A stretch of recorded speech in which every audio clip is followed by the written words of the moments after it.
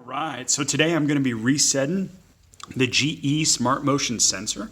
I'm actually going to be factory resetting it, and what that does is it's going to kick it off any Z-Wave network that it's on. If you have like a faulty connection with your hub or Z-Wave network, it's always good to reset and then resync. So I'm going to walk you through that process. You're going to get started on the back. You're first going to want to make sure that it has power. And we're going to click this button up here on the top to make sure that it has power. So we'll go ahead and do that.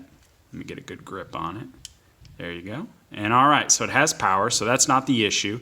If it did have issues or no power, what you would do is you'd unscrew this bottom one right here, put in 2 new batteries, or you would, there's a USB port that you can plug in and give it power.